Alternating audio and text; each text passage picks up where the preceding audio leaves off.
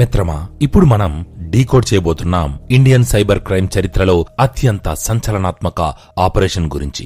అతను ఇమ్మడి రవి, ఒక piracy king pin, ఒకప్పుడు టెక్నికల్ ప్రొఫెషనల్. ఇతను ఏకంగా ఒక చిన్న దేశం యొక్క పౌరసత్వం కొనుక్కొని పోలీసులకే దమ్ముంటే పట్టుకోండి అని ఛాలెంజ్ విసిరాడు. ఐబొమ్మ ద్వారా వేల కోట్ల నష్టం, కోట్లాది లావాదేవీలు.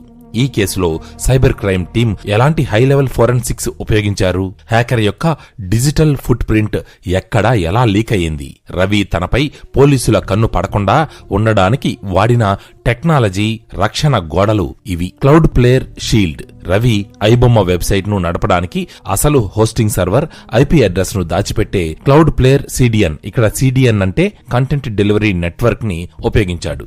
దీనివల్ల పోలీసులు ఐబొమ్మ డొమైన్ ట్రాక్ చేసిన వారికి తెలిసేది కేవలం క్లౌడ్ ప్లేయర్ ఐపీ మాత్రమే, అసలు సర్వర్ లొకేషన్ కాదు. ఇది పైరసీ వెబ్సైట్లకు ప్రధాన defence. Mirror sites. Domain rotation. ఒక డొమైన్ బ్లాక్ అవగానే వెంటనే కొత్త డొమైన్, ఉదాహరణకు ibomma.cc నుంచి ibomma.fm లేదా ibomma.tv వంటివన్నమాట. వీటి ద్వారా ఇలా కొత్త డొమైన్స్ ద్వారా సేవలు అందించేలా ఆటోమేటెడ్ సిస్టమ్స్ సెట్ చేసుకున్నాడు. మొత్తం 17 వరకు డొమైన్లను నిర్వహించాడు.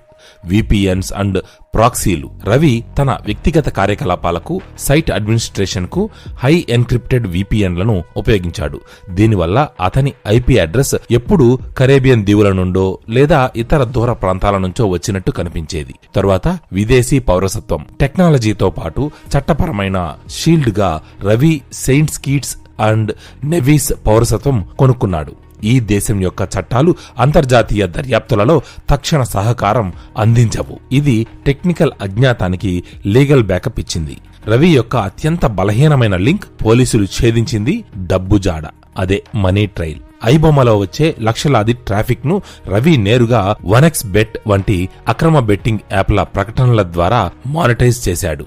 ఇక్కడ పోలీసుల వ్యూహం ఏంటి అంటే, పోలీసులు ఈ బెట్టింగ్ కంపెనీల యాడ్ నెట్వర్క్ల ద్వారా చెల్లింపులు ఏ ఖాతాలకు వెళ్లాయో ట్రాక్ చేయడం ప్రారంభించారు. అక్రమ లావాదేవీల వల్ల ఈ కంపెనీలు బ్లాక్ మార్కెట్ ఫినాన్షియల్ ఛానళ్లను ఉపయోగించాయి. రవి తన ఆదాయాన్ని దాచడానికి క్రిప్టో కరెన్సీని ఉపయోగించాడు. ఇక లీకేజ్ పాయింట్ ఏంటి అంటే, రవి ఈ క్రిప్టోను భారతీయ బ్యాంకింగ్ వ్యవస్థల్లోకి మళ్లించడానికి ఎన్ఆర్ఈ అంటే నాన్ రెసిడెంట్ ఎక్స్టర్నల్ ఖాతాలను ఉపయోగించాడు. విదేశీ పౌరుడిగా ఈ ఖాతాలను నిర్వహించడం అతనికి సులువు. ఇక్కడే మనం ఈడీ ఎంట్రీ గురించి చర్చించుకోవాలి.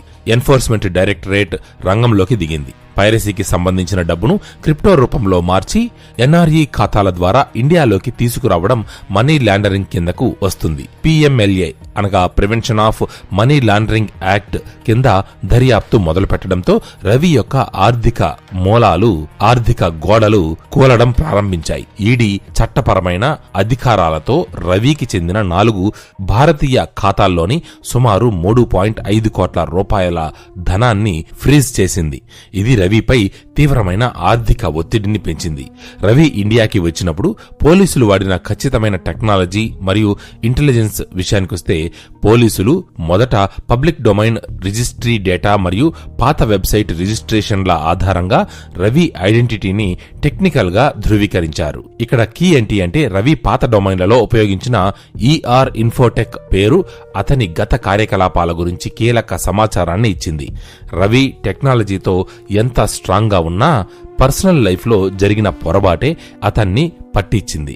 రవి భార్యతో ఉన్న విభేదాల కారణంగా ఆమె పోలీసులకు కీలకమైన సమాచారం అందించింది. అంటే SMS లేదా ఇతర మెసేజ్ ద్వారా ఈ సమాచారాన్ని అందించింది. ఇక సమాచారం విషయానికొస్తే, రవి ఫ్రాన్స్ నుంచి హైదరాబాద్ కు వస్తున్న తేదీ, విమాన ప్రయాణం వివరాలు పక్కాగా పోలీసులు తెలుసుకున్నారు. రవి హైదరాబాద్ ఎయిర్పోర్ట్ లో ల్యాండ్ అయిన వెంటనే అతని మొబైల్ ఫోన్, అంటే అతను వ్యక్తిగతంగా ఉపయోగించేది, ఇండియన్ GSM నెట్వర్క్ కి కనెక్ట్ అయ్యింది. పోలీసులు టెలికాం ఆపరేటర్ల నుంచి రియల్ టైమ్ CDR అనగా కాల్ డీటెయిల్ రికార్డ్ డేటా మరియు లొకేషన్ ట్రాకింగ్ తీసుకున్నారు. అతని ఫోన్ సిగ్నల్ ఆధారంగా కూకట్పల్లిలోని సెల్ టవర్ ట్రయాంగులేషన్ ద్వారా పోలీసులు అతను దాక్కుని ఉన్న రెయిన్ విస్టా ప్లాట్ ను ఖచ్చితంగా గుర్తించారు. విమానాశ్రయం నుంచి ప్లాట్ కు చేరుకున్న వెంటనే అరెస్ట్ చేశారు. సో ఇది ఒక హైటెక్ మాస్టర్ మైండ్ ను పట్టుకోవడానికి సైబర్ క్రైమ్ టీం ఉపయోగించిన టెక్నాలజీ, లీగల్ పవర్ మరియు హ్యూమన్ ఇంటెలిజెన్స్ కలయిక. ఇక్కడ మనం తెలుసుకోవాల్సిన మొదటి పాఠం ఏంటి అంటే, ఎంత క్రిప్టో కరెన్సీ ఉపయోగించినా చివరకు దాన్ని రియల్ వరల్డ్ కరెన్సీలోకి మార్చడానికి మీరు బ్యాంకింగ్ వ్యవస్థను ఆశ్రయించాల్సిందే. అదే మీ వీక్ లింక్. ఇక్కడ రెండవ పాఠం ఏంటంటే, మీరు సందేశాన్ని ఎన్క్రిప్ట్ చేయవచ్చు, కానీ ఆ సందేశం ఎప్పుడు, ఎక్కడ నుంచి, ఎవరికి పంపబడింది అనే మెటా డేటా ఎప్పుడూ లీక్ అవుతూనే ఉంటుంది. ఆ మెటా డేటానే పోలీసులకు తుది సాక్ష్యం. ఇక లెసన్ నంబర్ 3, విదేశీ పౌరసత్వం అనేది కేవలం లీగల్ షీల్డ్ మాత్రమే. మీరు మీ నేర కార్యకలాపాలను భారతీయ బ్యాంకింగ్ వ్యవస్థతో లింక్ చేస్తే ఈడీ లాంటి సంస్థలు అంతర్జాతీయంగా మీపై ఒత్తిడి తీసుకురాగలవు. ఈ కేసు అధ్యయనం ఒకటే నిరూపిస్తోంది, సైబర్ సెక్యూరిటీలో ఏ వ్యవస్థ అయినా చివరకు మానవ తప్పిదంతో, అనగా హ్యూమన్ ఎర్రర్ లేదా ఫినాన్షియల్ ఫ్లోతో కూలిపోతుంది. మిత్రమా, మీరేమంటారు? రవి గనుక ఇండియాకు రాకుండా పూర్తిగా మోనెరో లాంటి క్రిప్టోను మాత్రమే ఉపయోగించి ఉంటే పోలీసులు అతన్ని పట్టుకునేవారా? మీ టెక్నికల్ ఒపీనియన్ ని కామెంట్స్ లో మాతో పంచుకోండి. సో ఇది కోట్లాది రూపాయల పైరసీ సామ్రాజ్యాన్ని నడపడానికి ఇమ్మడి రవి ఉపయోగించిన హై టెక్నాలజీ మరియు చివరికి ఆ టెక్నాలజీనే అతని పతనానికి ఎలా కారణమైంది అనే పూర్తి విశ్లేషణ.